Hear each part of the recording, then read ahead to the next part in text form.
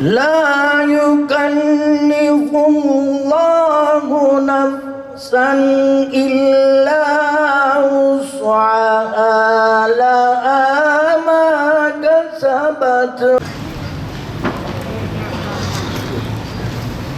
إليه من ربه والمؤمنون.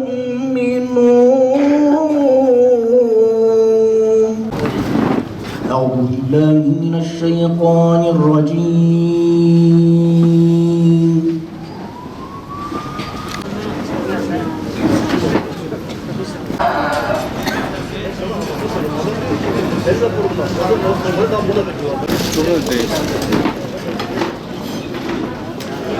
جمعية قطر الخيرية والشعب القطري ظل يعمل بالتعاون مع الإخوة في الحكومة التركية والإخوة في البلديات، ونحن في جمعية قطر الخيرية لدينا عمل متواصل مع الإخوة في بلدية شاهين بيه، ولدينا مشاريع مشتركة عديدة في مجال دعم الأيتام وفي المشاريع الموسمية في في موسم رمضان والأضاحي ومشاريع أخرى مختلفة. Katar Hayır Derneği ve Katar halkı Türkiye'de Türk halkının ve Türk devletinin, Türk belediyeleriyle beraber bir sürü projeye imza atmıştır.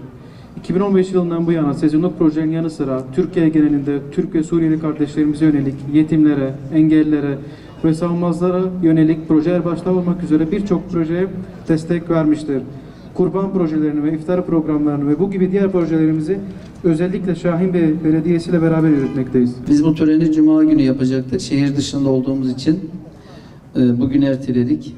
Tekrardan hepinize hoş geldiniz diyorum. Bunu geleneksel hale getirdik. Sadece törenlerde değil, ihtiyacı olan herkese yıl içerisinde de parça parça biz akülü, manuel sandalye dağıtımı, beyaz baston, yine işitme cihazı ve benzer cihazların dağıtımını gerçekleştiriyoruz.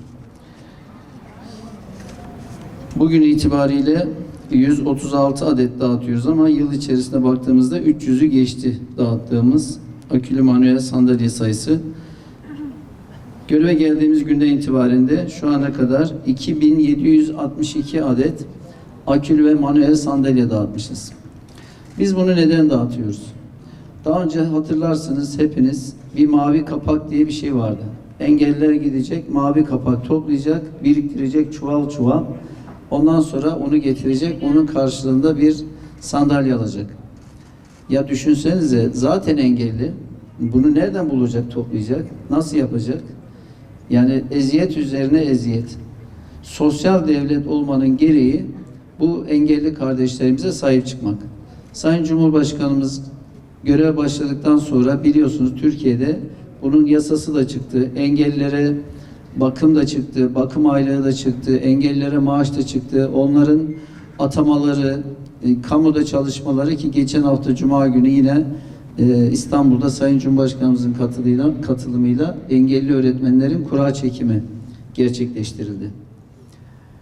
Engelli olmak bir suç değil, hata değil, eksiklik değil. Allah'ın her birimize verdiği farklı imtihanlar var. Bu da bir imtihan. Herkes farklı şekillerde imtihan oluyor. Dolayısıyla Peygamber Efendimiz sallallahu aleyhi ve sellemin de Allah sizin ne biçimlerinize ne de bedenlerinize bakar. O sizin yüreklerinize bakar buyurarak engelin bir önemi olmadığını açıkça ortaya koyuyor. Düşünsenize yani şimdi engelli kardeşlerimizin yaşadıklarını yaşamak için illa engelli olmak gerekmiyor. Şöyle bir empati yapalım.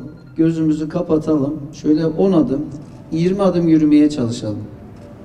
Yürüyebilecek miyiz? Ne kadar zorlanacağız? Bir ayağımızı bağlayalım. Tek ayak üzerine, bazı kardeşlerimizin iki ayağı da yok da tek ayak üzerinde yürümeye çalışalım. Ne kadar zor değil mi? Veya bir kolumuzu bağlayalım. Tek elle işimizi görmeye çalışalım. Ne kadar zor. Başına gelen bilir derler ama bazı şeyler de denemek zor bir şey değil. Nimetleri elimizden gelince ancak kıymetini anlıyoruz. Halbuki gitmeden bilmemiz lazım. Onun için engelli kardeşlerimizin yaşadıklarını bilip onlara her anlamda destek olmak bizim vazifemiz. Bu bir lütuf değil. Çok kıymetli bir sloganı Şahinbey Belediyesi yıllar önce hayata geçirmiş. Bir gün değil, 365 gün beraberiz. Şahinbey'de erişilebilirlik konusunda hayatın önündeki bütün engellerde sadece engelli vatandaşlarımızın erişilebilirliğini arttırma yönünde değil, tüm vatandaşlarımızın kamu hizmetlerinden, sosyal hayattan, hayatın bütün alanlarından daha fazla faydalanabilmeleri için bütün kurumlar işbirliği içerisinde kaliteli, zarif, nazik bir işbirliği içerisinde hizmet etmekte. Bugün bunun bir örneğini Katar Hayır Kurumu ile beraber kıymetli belediyemizin işbirliğiyle hayata geçecek bu proje.